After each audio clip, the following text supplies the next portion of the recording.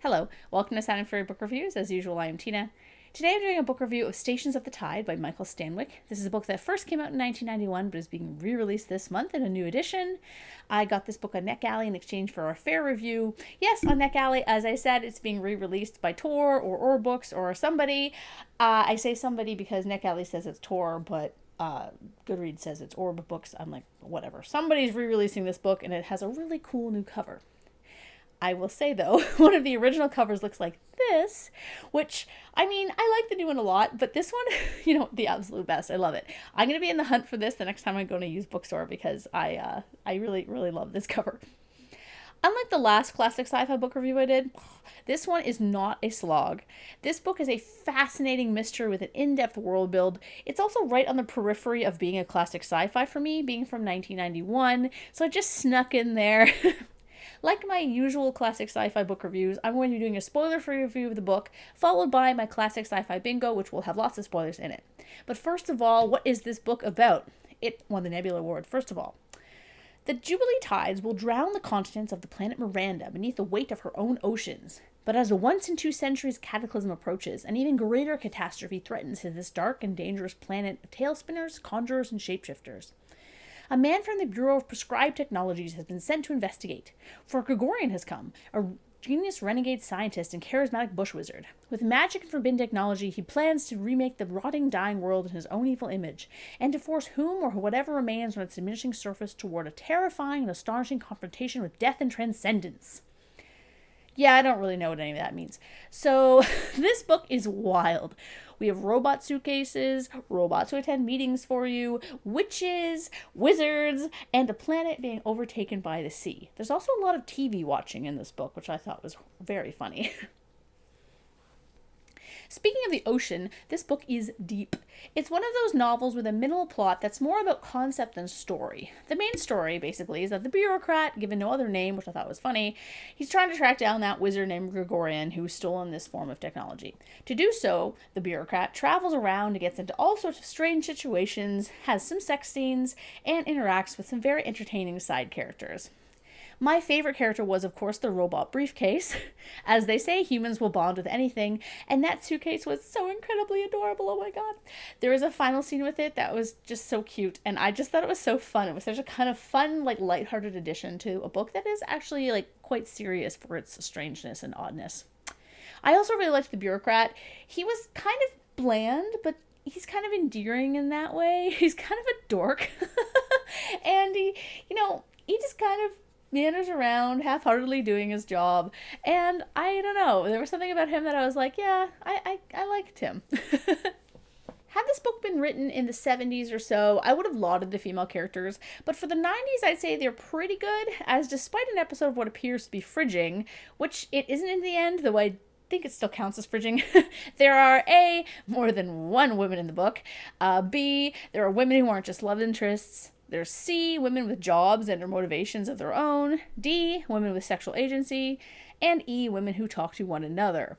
The Bechdel test really is a very low bar to pass, and I'm really glad that this book made it. I also really liked the witch. I thought she was fantastic. She was so cool, and I'm going to talk about her a lot later, though, in my classic sci-fi bingo.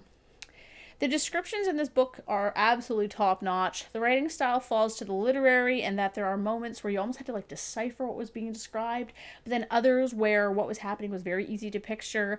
I was entranced by it. I couldn't put this book down. I thought it was absolutely fantastic. The plot itself, as I said, is quite minimal, but the end result is satisfactory. Unlike some purposely meandering books where you wonder kind of what the point is at the end, the weird journey in this one feels worth it, as there are themes and undercurrents that run throughout the tributaries of this novel. 2 water jokes there for you. But in ways that are subtle. There are so many mysteries within mysteries in this novel, you sometimes wonder whether Gregorian was even a real guy, though there is a great passage about him. I'm going to read it. Gregorian had a dark animal power, even in the picture. He looked more minotaur than man, so strong-jawed and heavy-browed that he passed through mere homeliness and into something profound. Wild. Overall, I very, very much enjoyed this one, and thank you again to NetGalley for the e-arc. I really appreciated it.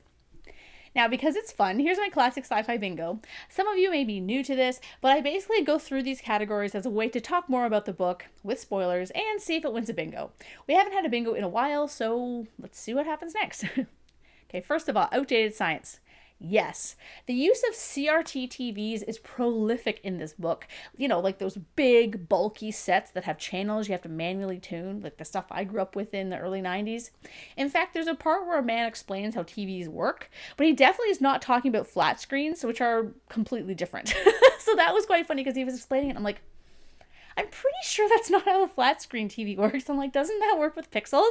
And yeah, I Googled it and I was like, okay, yeah, he's talking about CRT TVs. I will say I didn't realize they were called CRT TVs until I Googled that. I just called them old TVs. There is also this part that made me laugh. This is harder to do with a tablet. My tablet has stickers on it. Because normally I just have my things I want to talk about flagged, but now I had to like scroll through and find all the stupid things. Technology, I swear to God, isn't always as good. Okay. There were several writing desks built into the paneling under the windows. Corda swung one out and made a careful inventory of its contents. Paper, charcoal, pens, blotters. This is on a spaceship. I like how they have a writing desk with all of these like blotters and things. Like blotters are things you use to like make the ink not run. Like they don't even have ballpoint pens in the future. Like it's so wild. There's also paper dossiers they carry around. It's so funny. Spaceship blowing up. Nope, that does not happen. Predicting social changes. Not really. So we do have women in the military and in the trades and stuff, but this was written in 1991, not in the 60s. So I'd say it was actually on par for the 90s. So I'm going to say no. It didn't predict anything post 1991 anyway. Sexy female scientist. No, there is one sexy lady in this book, and she's a witch. As I said, I will talk about her later. Cool aliens. Well, kind of. So the aliens on this planet are dimorphous, so they switch body types when the water takes over. There's also the Haunts, whom, to be honest, I'm not really sure I understood or understand what they are, but they were the indigenous beings of the planet. I can't recall whether they say they were sentient or not, though. Either way, they're also dimorphous. There's a small bit about them at one point, and to be honest, mine is drawing a blank, and I can't remember a lot about them. So they were pretty cool, though, so I'm going to give a check mark just for that. But yeah, I'm like, I don't know. The book is a bit cryptic at times. So we don't have anything from alien human romance to soldiers, which is fine. We don't need space soldiers in every single sci-fi book. Robots, yes, as I mentioned in my other earlier review, totally, there's lots of robots in this. First, we have my little buddy, the briefcase, but there's also the surrogates, which I will talk about later, actually, as well. There's also a reference to some sort of AI attack on Earth in the past, which I thought was cool. I love when, like sci-fi books and fantasy books just drop, like, past lore that they don't really explain. It kind of makes the world building feel a bit broader, and I thought that was really cool. New Worlds. Yes, of course. It's set on Tidewater, which is a very interesting planet. I have a little quote here for you as well for that. Very soon now, as the year turns, Ocean will transform much of Miranda into an island, though maybe without a Prospero to save it. Human societies will retreat into the highlands and quite possibly mutate there. And if there are any indigenes left, no one knows for sure, after a long summer more friendly to invasive humans than to them, they will soon metamorphose into winter mode and live throughout the long season underwater. So yeah, I think they're talking about animals here. It's super cool though. Oh yeah, I also forgot, like this whole book has a whole bunch of like references and name drops to The Tempest by Shakespeare, which I thought was fun because I always like, that kind of those kind of allusions and yeah. There is a lot of like witches and fairies and things, which also ties into The Tempest. There's a lot to do with The Tempest actually. I could do a whole thing about that, but I'm not going to. Okay. Cyberpunk. Nope. Sexism. No, this book is not sexist at all. That's lovely. That is very nice. It doesn't make for as interesting of a book review, though, if you enjoyed my rant about Manseed, the book I read last time. But there are numerous female characters of all shapes and sizes in this book. There are women construction workers, officials, etc., and women definitely have sexual agency. I will say, though, there are some concepts that I found a bit annoying, some that still persist in our culture today, such as referring to a woman as past her prime when she's older than, say, I guess, me, and a rather offensive description of an obese woman, calling her a monster and such. I was kind of like, I'm not really comfortable with this. Maybe we could have updated this scene a little bit for the modern reader. There's also a part at the start where this disgusting man talks about inflicting domestic violence on his wife, but while the bureaucrat clearly finds it distasteful, he doesn't call him out on it, nor is there any implication that the man, suffered any sort of legal or societal repercussions for his treatment of his wife. Yeah, I don't know why we had to be traumatized by him talking about this, to be completely honest. It honestly put me off on the book a little bit. So I kind of wished, I was like, why is this here? I don't know. I'm sure I could have read into a bit more, but I didn't want to. Yeah. So I want to talk about Undine, or Undine, however you say her name. I'm just going to call her the witch. So she's the main woman in the book. She is the love interest, and as I said a million times, she is a witch. Unfortunately, she is fridged. If you don't know what fridging is, it's when a female character is introduced and then killed off in order to further the story of the male character. Now, Buddy, or the bureaucrat, I'm going to call him Buddy, he's no Timothy Dalton in License to Kill, but he does brood over her death, and her death motivates him to keep going, which, as I just said, is classic fridged territory. Of course, we learn later that it was a hoax, but she was still fridged. Very, very common for the time period, though, I must say. Fridging peaked in the late 80s and early 90s. So the fact that I was honestly expecting it, to be honest, because it was such a trope of the time. But I loved her. I loved Undine. I thought she was so freaking cool. And she was very take charge, and she had this ethereal nature to her that reinforced her witchiness in a way that was shown and not told. She was kind of complex. I really liked her. I also did think it was hilarious that the reason the bureaucrat falls for her, mainly, was because she introduced him to edging. Which, if you're not sure what that is when you, hold off on orgasm. That was so funny. I was, reading this sex scene, and I was like, oh, she's just teaching him about edging. I'm like, this is so funny. Yeah, there were a lot of sex scenes with them. There's also a point where the bureaucrat hires a sex worker and pretends that the sex worker is her, and I was like, buddy, you need to move on. I'm sorry. You knew her for one night. Anyway, the other female character of note is Lieutenant Liaison Emily Chu, who is very, very strange. She's cheating on her husband constantly. I'm not sure if we're supposed to find that funny. I found it kind of repulsive because I can't stand cheaters, but I liked that she had her own kind of deal, and she was just kind of doing her job. She didn't care at all about the outcome of any of this, and I thought that was amusing, and I thought she was kind of a fun side character. Forerunner technology. So there is a dead city on Tidewater called Ararat, but it's a human city that got destroyed in a similar tidal event as to what's happening now. I'm guessing a couple 100 or 400 years ago. Does it count as Forerunner technology? Not really, so I'm going to say no, because it's not like they have to excavate the ruins and aren't sure where they're from. But I thought it was cool that there was an abandoned dead city. LGBTQ+, there is a brief mention that Gregorian seduces virgins, male and female alike, but that's really all we get, so no, that's not enough for representation. In fact, that might have even been some kind of a way to say that he was a deviant, which is the opposite of representation, so, but I thought that was kind of funny.